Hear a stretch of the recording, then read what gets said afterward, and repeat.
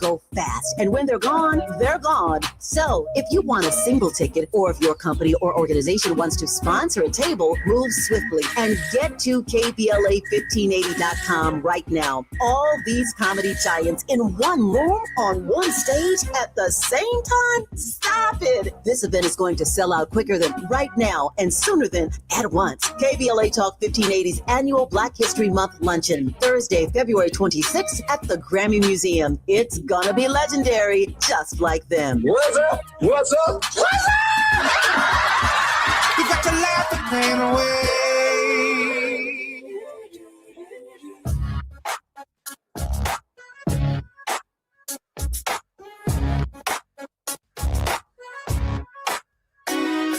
The Jesse Jackson Jr. Show.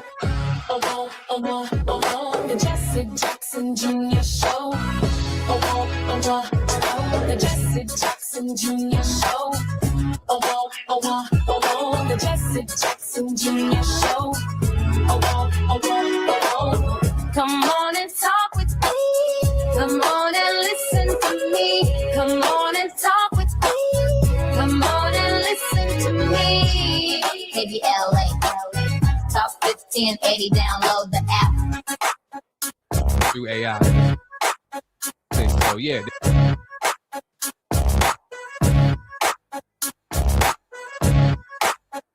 I'm Jesse Jackson Jr. Welcome forward to the Jesse Jackson Jr. Show. KBLA Talk 1580. It's at me with Gina Towns. Gina is our creator and producer of the Jesse Jackson Jr. Show, president and CEO of 519 Productions, and the executive producer, creative director, and program director of the Jesse Jackson Jr. Show on Smiley Audio Media's KBLA Talk 1580. She is also the host of Reflectivity on my weekly series, Fat Meat Fridays. She's a graduate of Hampton University with a Bachelor of Arts in Mass Communication and Arts. Gina has also earned her Master's of Arts in Theology and Social Justice from Princeton Theological Seminary. She co-produced the Emmy Award-nominated and documentary Hampton University, One of the Wonders of the World, and as a songwriter, co-producer, and performer, her single, Yes, hit number 26 with a bullet on the Billboard. Gina, welcome forward to the Jesse Jackson Jr. Show, Fat Meat Fridays, and the J Lunch Club. Thank God it is Friday. Fat Meat Friday. It's almost as if we talked just last week. It feels like a continuation. Yeah. The weeks are moving very, very quickly. Yeah. Well, time is moving swiftly. I don't know if January has ever gone this fast. It's really, Yeah, really one something. more week. It's also a slog when one considers all of the politics that's taking place. Gina, your thoughts on the roundup of our week here on the Jesse Jackson Jr. Show? Well, going all the way back to last week, really, I have had a great time, maybe more so than I have in a while, because you know what they say, you don't know what you got till it's gone. And our show has decidedly taken on a lot of Martin Luther King. We spent more than his birthday or even the national holiday recognition of his birthday. I mean, decidedly every day. I asked you and our guests to focus on Martin Luther King, and you have done a tremendous job with bringing our attention to Beyond Vietnam, a speech that he wrote a year to the day of his assassination, and your breakdown of it, the discussions that you've had with people who are very cognizant of the social justice space. But in particular, there have been some conversations, and you and Johnny Mack, who study Dr. King each and every week. Certainly, we have a need for that right now, and that is the part of our history that we must turn to and lean on. You know, when I give it some reflection in this first segment of our show, 1967 must have been a pivotal year in the life of Martin Luther King Jr. I was born in 1965, and so at age 2 and a few months, I can only help but think that with what I've heard, with what I've read, with what I've come to understand, that the April 4th, 1967 speech, Beyond Vietnam, A Time to Break the Silence, and the fact that he wrote the book, Where Do We Go From Here?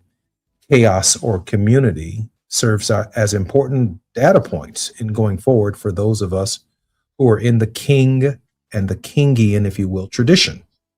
Where do we go from here? Chaos or community? The question before us today is whether or not we are closer to community or we are closer to absolute global chaos. I was watching the leadership at the Davos Economic Summit this past week, and it is increasingly clear that they are accepting the idea that the old order has passed, that a new order is in front of us, that traditional alliances that have held true, at least since the end of World War II, are no longer the same alliances. Europe obviously feels vulnerable. Greenland is less secure today than it was before Donald Trump became president again. Russia is emboldened in Ukraine, and Vladimir Zelensky is treated as a stepchild. The president of the United States kidnapped the president of Venezuela. Jared Kushner, the president of the United States, began something yesterday called a peace board. We'll talk about more of that when we come forward on KBLA Talk 1580. I'm Jesse Jackson Jr. More when we come forward on KBLA. It's afternoon drive time with Jesse Jackson Jr. Only on KBLA Talk 1580.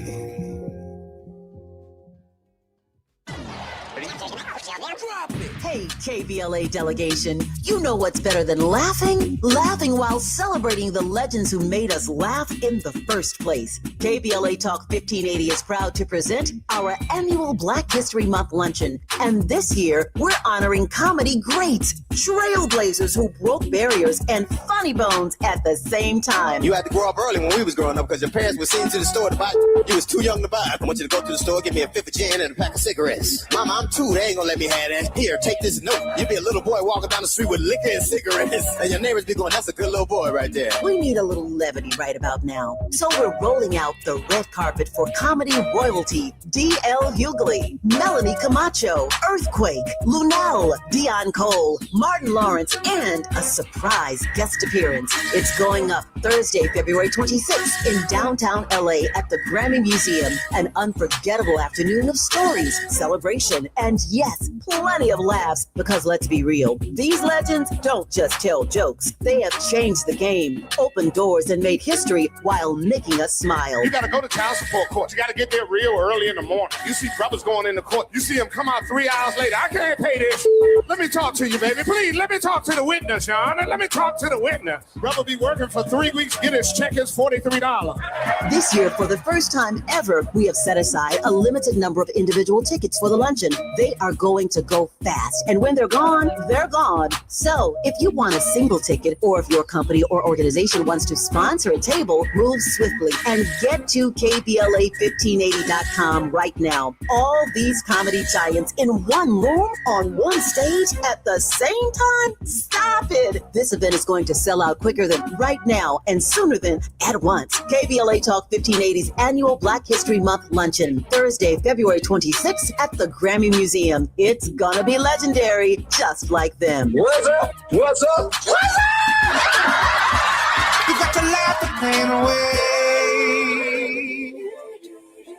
Are you drowning in IRS tax debt? Angela was. She called Civic Tax Relief and saved over $80,000. Felicia was having health problems, got behind on her taxes, interest and penalties were adding up. She called Civic Tax Relief and saved over $15,000. Civic Tax Relief is a professional tax negotiation firm that can protect you from the IRS. If you're getting collection letters, call Civic Tax Relief for a free consultation. They will go to work helping you discover all the relief programs you may qualify for free. James owed the IRS $37,000. Civic Tax Relief represented him against the IRS, and by the time everything was completed, he did not owe the IRS anything. If you are in trouble with the IRS, call Civic Tax Relief for your free consultation now. 800-200-2257. 800-200-2257. Get a free consultation and real tax relief. Call 800-200-2257. 800-200-2257.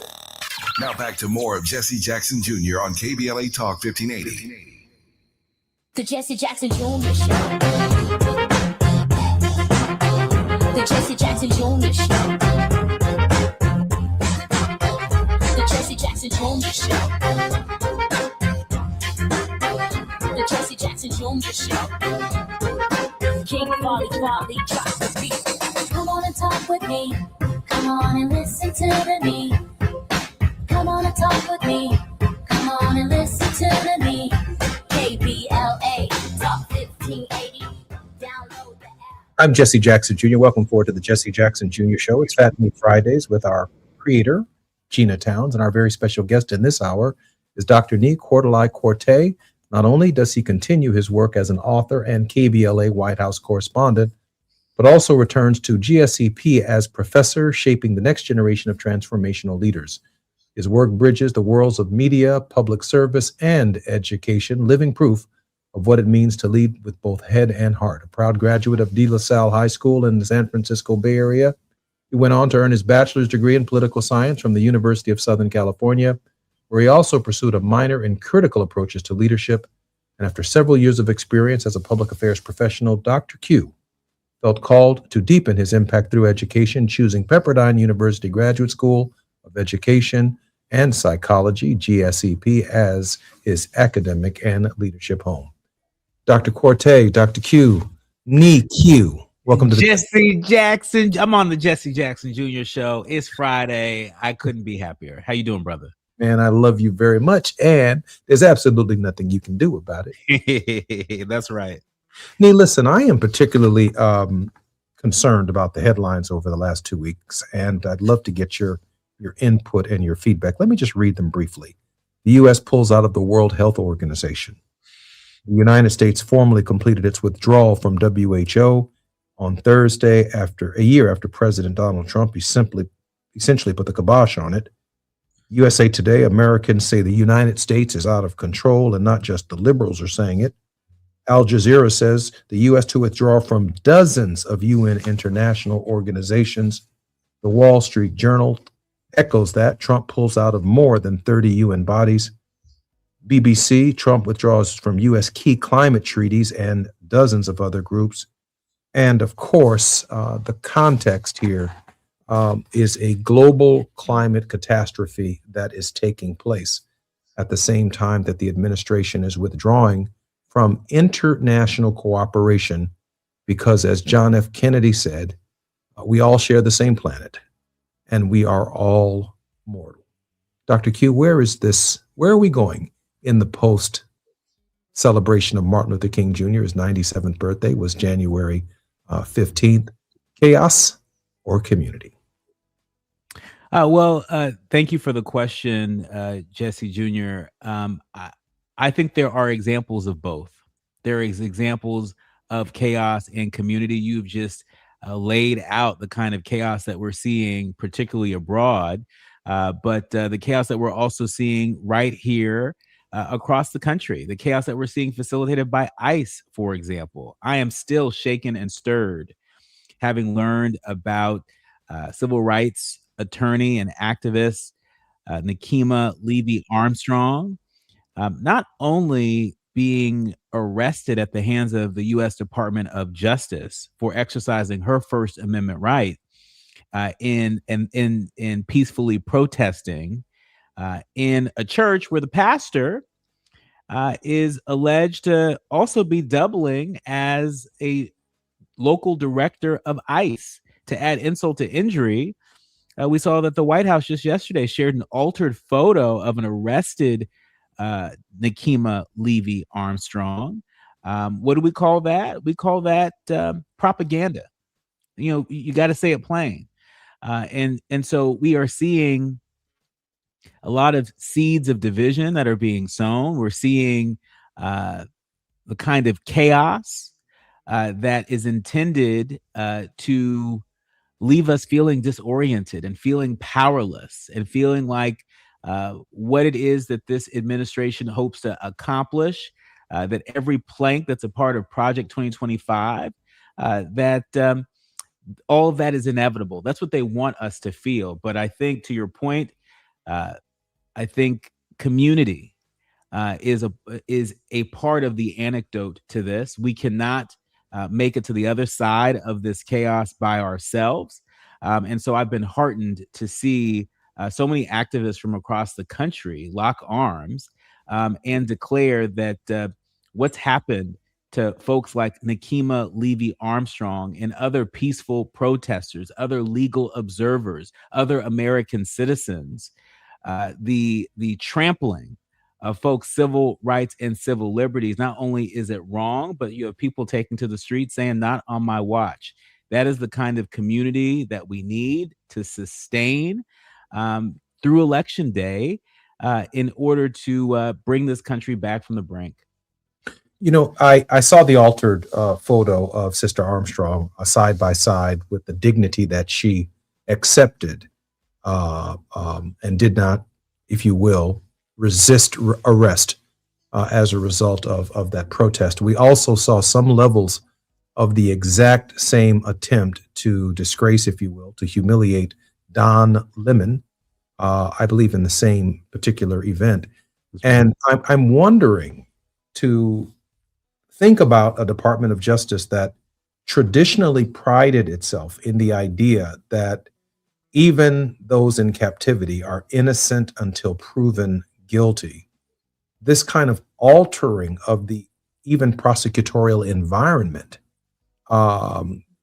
where even a criminal defendant, an alleged criminal defendant, has to even prove in court that, hey, the documents that you're showing or the evidence that you're presenting has been altered to reflect not the truth of my First Amendment rights, but the inherent insults that are associated with the process, that if in fact you are proven innocent, the social media space, with the government's support, participates in a denigration of you and the organization and the movement and the very processes that we hold dear as Americans. Your thought about that as a professional journalist? Well, let me just say, speaking of feeling shaken and stirred, I think a lot of us who pride ourselves in developing the first draft of history in the form of journalism, I think we were disturbed by the efforts of this Trump Department of Justice to trample on the right to a free press.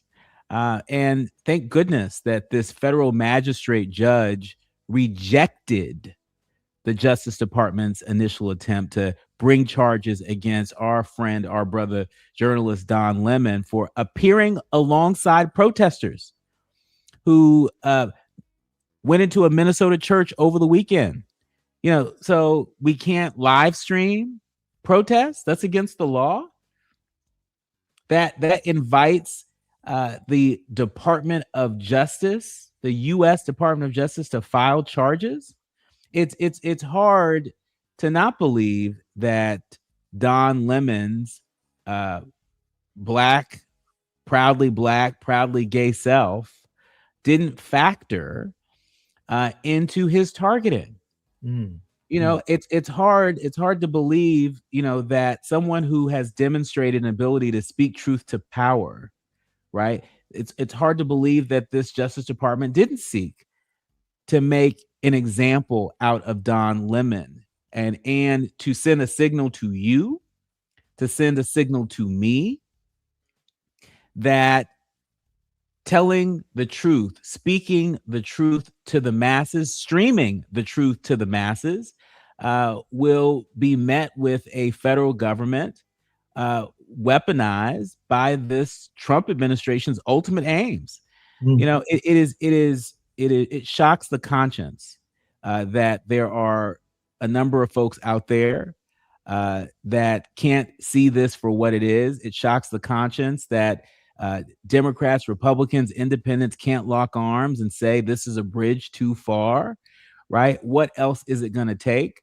But look, our legal system, it worked in this case, but I fear for the other independent journalists that are out there that don't have the same muscle as legacy corporate media might have.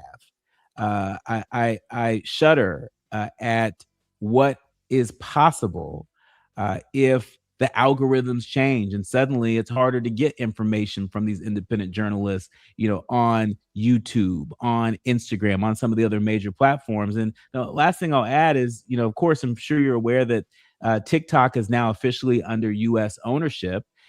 For anybody on TikTok, it's worth looking at the terms of service. Looking at the terms of service as a part of what TikTok says that they're offering. I took a look at it yesterday because, I like to geek out on stuff like this. I was looking at the community guidelines in my time off last night. And one of the areas they talk about integrity and authenticity. And they talk about how we require clear labeling when AI or editing is used to realistically depict people or scenes. We don't allow AI generated content that misleads about matters of public importance or that harms individuals. Well, look what the White House just put out yesterday on their social media channels with Nakima Levy-Armstrong, right? And so part of the fight ahead as folks that refuse to spiral into chaos and as folks that embrace the tenets of a beloved community, part of the work that we have to do is also hold these social media companies, hold these organizations to what they say on paper they're all about. I just want to add, because I know that Gina's going to come into the conversation in just a moment. When Donald Trump first became president of the United States the second time, there was an attack on the legal community that would have historically stood up and fought for Don Lemon, for a Miss Armstrong, because on the face of the matter, it's wrong. The prosecutions of Letitia James, the prosecution of the prosecutors, the care in which Jack Smith had to prepare and present his testimony to avoid, to the extent that he may avoid, the kind of contempt from Congress that others have received. This is what we see. This is what we discuss. But these individuals are hiring lawyers who literally, to prove their innocence, can bankrupt the alleged criminal defendant. I can't begin to tell you just how much this costs to preserve your name, to preserve the dignity of your work, to not become a meme, to not become part of a culture when we need people to speak truth to power. We need people to be taken seriously. We need to convey serious messages. But then when we find ourselves having to mortgage our homes to pay for lawyers, to lose everything that we've ever gained just to stay free, just to maintain the integrity of who we are, this is the era that we are clearly entering. And I wanted to allow Gina the opportunity to come just before we come forward in 2 minutes to share some of her initial thoughts. Well, you started out listing off a number of things, a number of news stories, but in particular, it is our withdrawal from the world stage, our participation in a beloved community around the world. And this really follows leadership, because there's a leadership that took us to these organizations, and there is a participation that we've had foundationally. We have been the financial backbone of many of, particularly the WHO. The World Health Organization is of particular interest as we begin this isolation, or what appears to be an isolation period. But certainly this is not what Martin Luther King envisioned or thought about us. So domestically, we have a number of things going on that then have tentacles that reach out around the world. And we tend to look at things in an isolated fashion, but all of these things add up together. And I think, one of the reasons why we have to study Dr. King is because we are losing a place in our history and an ideology that we have to fight for. When I saw some of the memes of Dr. King during the holiday period and leading up to the holiday period, with him dancing and clowning and with people taking pictures of him who were not there at certain periods of his history, and even for the King family to respond to say, leave my father, Bernice said, out of the memes, out of the jokes. And the idea of protecting one's legacy in this context is obviously something that we're going to have to talk about. We may even be leading to a generation of people who start saying it's time to get unplugged. I'm Jesse Jackson Jr., listening to the Jesse Jackson Jr. Show. Our very special guest in this hour is Dr. Q. Nicordelai Corte is our very special guest. He's the White House correspondent for KBLA Talk 1580. Our very special contributor, Gina Towns, will come forward with us as well on KBLA Talk 1580 in just a moment. It's afternoon drive time with Jesse Jackson Jr. Only on KBLA Talk 1580.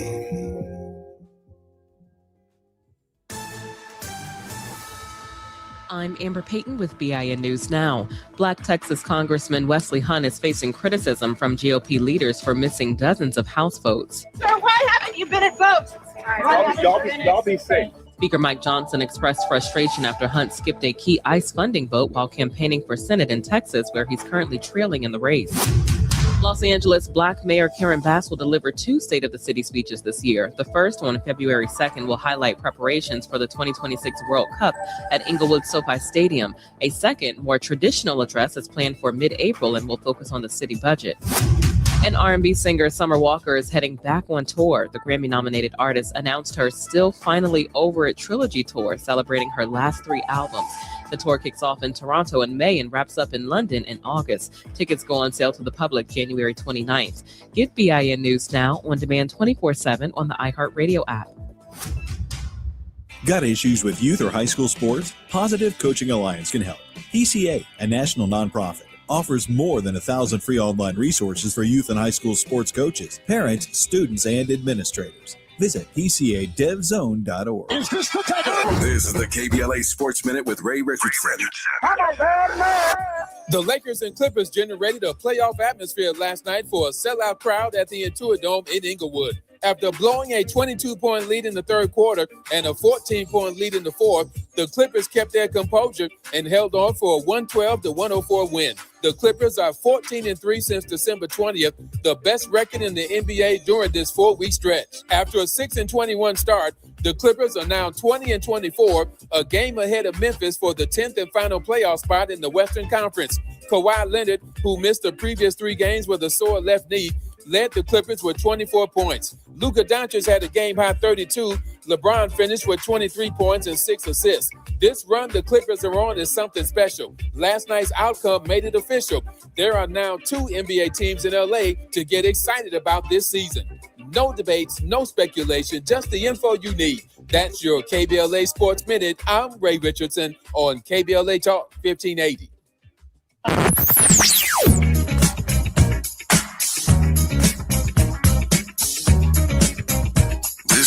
KBLA Talk 1580. Talk radio. That's music to your ears. We're unapologetically progressive. KBLA Talk 1580.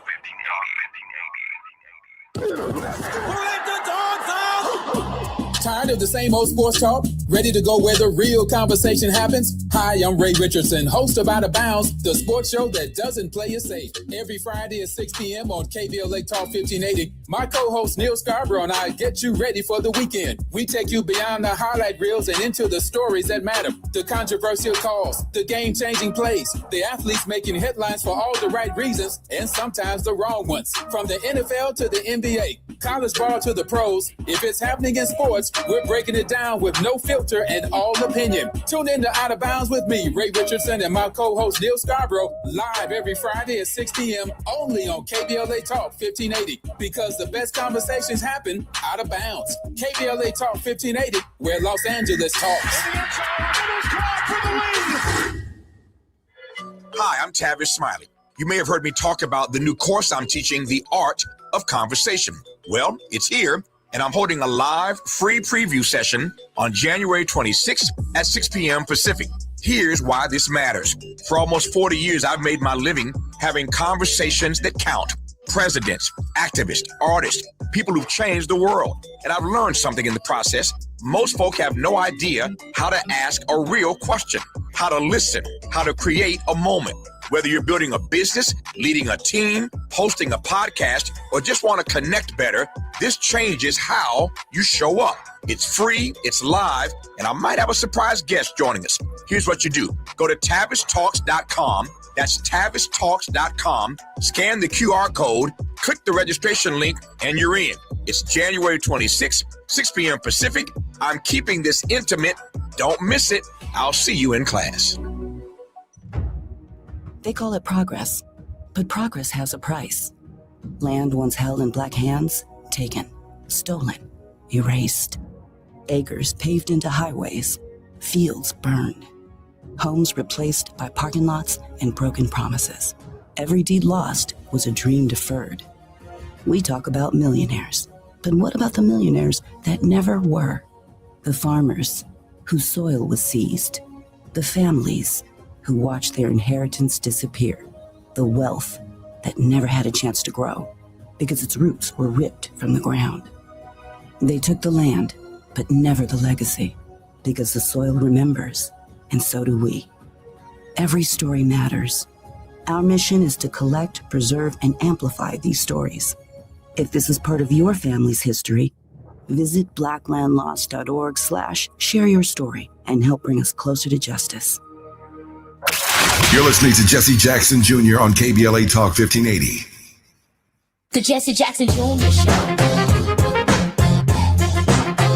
The Jesse Jackson Jr. Show. The Jesse Jackson Jr. Show. The Jesse Jackson Jr. Show. King Folly drops the beat. Come on and talk with me. Come on and listen to the me. Come on and talk with me. Come on and listen to the me. KBLA Talk 1580. Download the app. I'm Jesse Jackson Jr. Welcome forward to the Jesse Jackson Jr. Show. This is Fat Meat Fridays and the J Lunch Club with our regular contributor on Fridays, the creator of the Jesse Jackson Jr. Show, Gina Towns. Gina, welcome forward to the show. Hi, Jesse. And our very special guest in this hour is NICU, Dr. Ortalai Quarte, who is our White House correspondent at KBLA. Dr. Q, let me ask you a question just before Gina shares with us our happenings in Black history on this particular date. Trump's peace board at Davos, at the Davos Economic Summit, looks like a real estate deal. I've always believed in a two-state solution in the Gaza Strip. But when you see the images, and I challenge our listeners to Google the peace board and to Google New Gaza, Google New Gaza, and see the renderings of New Gaza.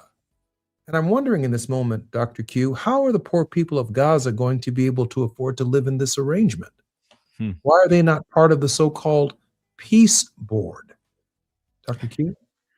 I think those are questions that need answers, and I think it's pretty apparent. There's a book that I require that my students at Pepperdine University read over the course of the semester. It's called Design Justice. And one of the principles that the author writes about at length in that book is nothing for us without us. Nothing for us without us. And this is an organizing principle that some of the most seasoned organizers have adhered to. there doesn't seem to be much evidence of that. It is deeply troubling that this plan to rebuild Gaza, this plan to erect the Middle East Riviera, that it doesn't seem to have any Palestinians that are playing a principal role in this, that have a principal voice in this. Yes, we're seeing folks from the Arab world that are a part of this, but these are folks that are doing their own bidding. And so this is something that I think people of conscience are going to have to watch very, very closely. This is going to require courage, people to speak truth to power. And, as not just Democrats, but anybody that's in opposition to this, as they get out on the campaign trail, it's important to remind people about the power of our example. Yes, we need to bring prices down here at home, but we can't underestimate the power of America's example abroad for good and for evil. For good, and for the good of the narrow self-interest of a privileged few. I'm thinking in this moment when Dr. King says that it's a time to break the silence, that a betrayal of silence is taking place, as the renderings are obviously of a futuristic Gaza Strip that mirrors flying into Manhattan, in fact, a more modern Manhattan, or flying into Dubai. But it simply does not reflect the education level, the oppression that the Palestinian people have confronted for decades. And it seems to me that they have no role in the future of Jared Kushner's conceptual designs for what can only be seen as a multi-trillion-dollar development, a Riviera in the Gaza Strip. Gina, your thoughts? I think the whole thing is just very bothersome in general with the Gaza Strip, because I had one of those old Bibles as a child where Israel, what is now known as Israel, was Palestine. And that name was changed. And those people were moved, pushed down into the Gaza Strip. And so now, after a couple of years of unmitigated bombing, death, and destruction, it's time to rebuild. And I saw some early sketch drawings of what it could be, might be. I mean, I think we all knew from the time that Jared Kushner went that there was a deal afoot, and certainly it does not include the people who have been occupying that land. But the fact is that those people were occupying another land even before we got to this point. Dr. Q, I can't help but reflect in this moment that that the 67,000 people in this conflict are going to be a people without a home, that they are going to be potentially refugees in their own land.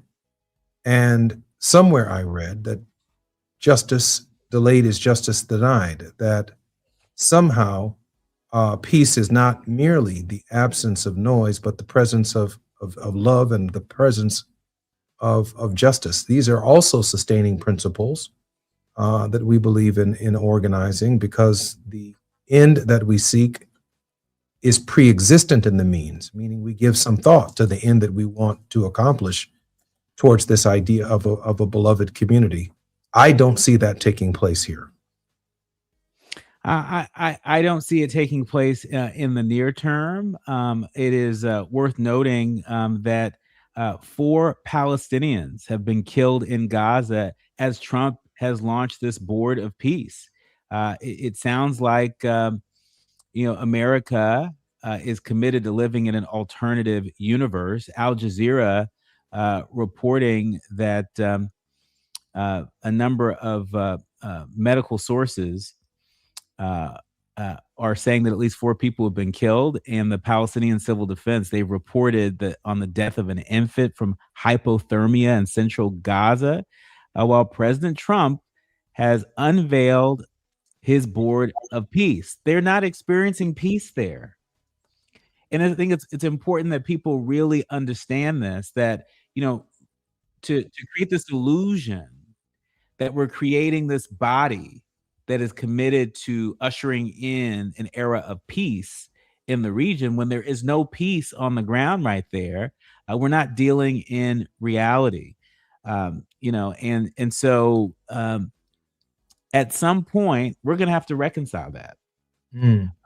Because I don't see the kind of long-term security in the region if we don't reconcile that. To think that the young people that are coming up right now that are exposed to all of this, the young people that are coming up that are living in poverty right now, the young people that will be forced to live a life as refugees, young people who may never go back to the only place that they've known as their home, to think that people just pack up and move and don't have a word to say about it, don't have a feeling about it, don't have a trauma experience related to it, that is divorced from reality. And we better get this reality check sooner than later, so as to give the region a chance to have the kind of security that we all hope that it would have, to have a kind of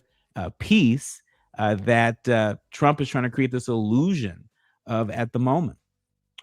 I'm Jesse Jackson Jr., listening to Jesse Jackson Jr. Show. This is Fat Meat Fridays with Gina Towns, our regular contributor, and our very special guest in this hour is none other than our White House correspondent, Dr.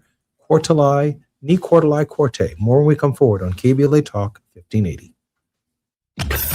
While you're stuck in traffic, we can at least bring you up to speed on the news of the day. You're listening to Jesse Jackson Jr. only on KBLA Talk 1580.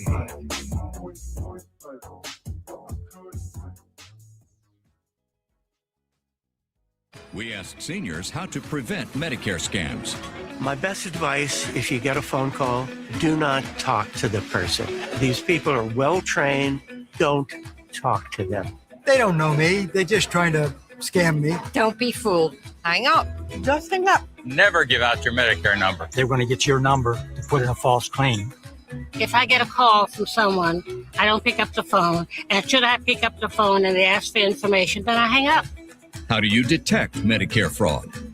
Just like I check my credit card statements, I check my Medicare statements monthly. Scammers can get a hold of your number, order medical devices through your account, and you're not even going to know about it if you don't look at your statement. Check your statement every month. If you get your statement and you see something that you know you did not have done, you report it. Call your Senior Medicare Patrol. To report Medicare fraud, call the Senior Medicare Patrol at 855-613-7080. KBLA Talk 1580. We've got a lot to talk about. KBLA Talk 1580, connecting you with services and solutions. The Autopsy Initiative provides a second autopsy free of charge for victims' families who have lost their loved ones due to a police-related death. The services offered through the initiative include the completion of a second autopsy, disclosure of preliminary findings, and a final autopsy report. A police-related death is when an individual is harmed by police officers using deadly force, which results in an individual's death. Police-related death includes in-custody deaths, including those that arise during contact with law enforcement officers during arrest, pursuit, booking, transport, or incarceration. The Autopsy Initiative has a team of board-certified pathologists on call. An autopsy request may be completed by anyone with a close relationship with the victim, which may include the victim's spouse, partner, relative, close friend, or lawyer. To request a free second autopsy for a victim of police violence, please visit knowyourrightscamp.com. That's knowyourrightscamp.com. Then click on Autopsy, then click on Request. At KBLA, we believe in justice for victims of police violence. We say their names, and we don't black down. This is a community call to action from KBLA Talk 1580. KBLA Talk 1580. We've got a lot to talk about. KBLA Talk 1580 is committed to self-care and community well-being. Walk Good LA was formed in June 2020, inspired by the Black Lives Matter movement and the beginning stages of the COVID-19 pandemic. What began as a few minutes of breath work and yoga meditation before protests against police brutality turned into a safe space for the community to heal in hard times. The immensely positive response from the community transformed the momentum into a movement. Today, Walk Good LA is a Black and Brown-led community wellness organization based in Los Angeles. They provide spaces for healing through community yoga classes, guided meditations, hikes, run clubs, and other activations throughout Los Angeles that attract hundreds of members weekly. With the help of Propel and Michael B. Jordan, they now have a yoga and wellness studio in Los Angeles called the Walk Good Yard. To join their mailing list and connect with healing spaces, please visit walkgoodla.org. That's walkgoodla.org. Or find them on Instagram at walkgoodla. This is a community call to action, a community call to healing from KBLA Talk 1580. It's never too early to start talking about money in realistic ways with your kids. JP Morgan Chase navigates how to educate your kids now about creating long-lasting, healthy money habits. Whether your kids are in elementary school, high school, or college, now is a great time to start a conversation about ways to create healthy money habits as they grow, ultimately benefiting their financial future. Talking about money in a realistic way to support your kids' lifestyle and dreams, your first banking account geared towards high school or college. It's never too early. Explaining the basics, what you earn and what you spend, building financial confidence starts with getting organized. Learning and practicing vital money skills now will stay with them for life. Tools they will have to stay on top of their finances and achieve their goals. This segment is sponsored by JP Morgan Chase.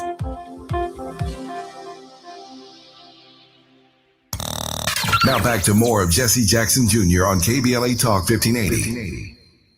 The Jesse Jackson Jr. Show. The Jesse Jackson Jr. Show. The Jesse Jackson Jr. Show. The Jesse Jackson Jr. Show. King Volley drop the beat.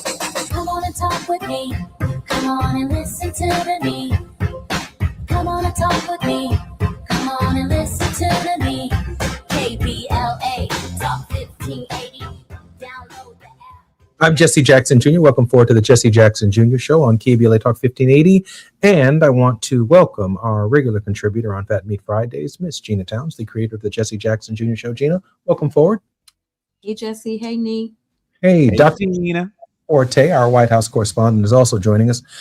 In our final segment, I'd like, if you don't mind, Dr. Q, for you to transition and pivot the conversation to, we've seen chaos in the world, but we're also seeing chaos domestically. Nothing quite like what's taking place in Minneapolis, Minnesota, have I ever seen in my 60 years. What are you hearing from Capitol Hill to the White House on the nature of the chaos and what it could mean for the midterms? Well, just yesterday, I had a chance to be in conversation with Bishop Joseph W. Tolton. He is the founder of Interconnected Justice. He's also a former senior advisor for religious and global affairs at the U.S. State Department. And his body of work has really focused on the rise of white Christian nationalism. And so part of what we are seeing on the ground in places like Minneapolis, are folks peddling in that white nationalism, white Christian nationalism. I think, the focal point of the DOJ arrest of Nakima Levy Armstrong, civil rights attorney and activist who showed up at a church in Minneapolis where the pastor is alleged to be doubling as acting director of ICE in the area. And I think it raises some really significant questions in terms of the conflict of interest. There are people that go to the church seeking refuge. It's not unusual for churches to be thought of as sanctuaries for folks who are down on their luck, for folks that are in need of support and services. And so the fact that this alleged connection between this acting ICE director and his role as the pastor of this church, it is heavily problematic. And this is just the story that we have learned about. It makes you wonder how many other churches across America have pastors or assistant pastors, deacons, deaconesses that are somehow, tied into the ICE apparatus. You might remember, due to the passage of the so-called Big Beautiful Bill, ICE has more funding now than they have ever had in their history. And so they have so much money to throw at not just official ICE agents, but folks willing to cooperate with ICE. And that is deeply troubling. And so that's what I'm hearing the most about from folks in DC and in places like Minneapolis and out in the field and places across the country. Gina? Sure, they defunded SNAP and defunded healthcare for Americans who need it in order to build this budget. And so this is what we have now. And I want to go back to what you said, because I saw Don when he landed in Minneapolis, and there was a guy who spoke to him there. And the guy said, "I'm so glad you're here." And basically said, be careful. And Don was like, "Well, what's that about?" And he says, "Well, things are really not what people don't understand what's going on here. It's not like maybe it was in Los Angeles or DC or even Chicago, for that matter. This is really a lot, and people are scared." So, I was just, as you guys were talking, this militarization and focus on materialism is certainly something that Dr. King prophetically talked about. And every so often there's a rise in this. It's almost like we have to go back, every 60 years, every 100 years, and, fight this battle all over again. And I don't know that it will ever stop. What do you think, Nee? Look, I think it is a righteous fight. It is a fight that we have been fighting for centuries in this country, biblically speaking, even longer than that. It is a righteous fight. But speaking of righteous fight, I just want to connect the dots for a second, because there's a whole conversation happening around qualified immunity. And you might remember that the president and vice president have said, and then they didn't say, and then they said that they supported full immunity for ICE officers. Well, I just want to remind our audience of leaders, learners, and listeners that back in 2020, when folks had taken to the streets in places like Minneapolis and Los Angeles and Chicago and DC and New York and so many places across the country, calling for justice, calling for the passage of the George Floyd Justice and Policing Act, I just want to remind folks that one of the major components of that bill was reforming qualified immunity for officers. There are some that wanted to get rid of it altogether. There are some that wanted to lower the threshold by which it could apply. But imagine if we had gotten that done in 2020. Imagine what tools local law enforcement and other agencies would have to work with to rein in these ICE officers off the rails. And so this is just a reminder that there's sometimes there's legislation out there, and you know this better than most, Jesse Jackson Jr., as a former member of Congress and soon to be member of Congress again. You know this better than anybody else, that there are folks that somehow get in their head that there are pieces of legislation that narrowly only benefit Black people, and seem to forget the history that we've had in this country of fighting for legislation that not just moves our people forward closer to liberation, but moves America forward. And so as America celebrates its 250th anniversary, commemorates it, we need to do a look back and a look forward. We need to learn from what we didn't get done in 2020 and how it's playing out in the now, so that we can stop it from happening ever again. Now, that's a word of hope, if I ever heard one. That doesn't get much clearer than what Dr. Q said. 1964 Civil Rights Act didn't just benefit Black people. It also led to the Americans with Disability Act. It also led to the civil right to marriage for two persons who are in love and care deeply and profoundly for each other. It led to access for the disabled to get into buildings and to build ramps and to build sidewalks that allow people to traverse and take advantage of their basic civil and human rights.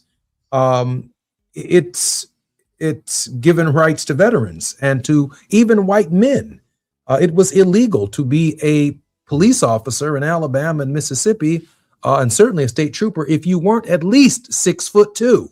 So even short white men were discriminated against without the Civil Rights Act of 1964. And when you think about this question of qualified immunity, Dr. Q, you hit it spot on the head. They shot that woman in her face, and they also now have warrantless searches of people's homes, meaning they can kick in the door not only of Black and brown people, but they can kick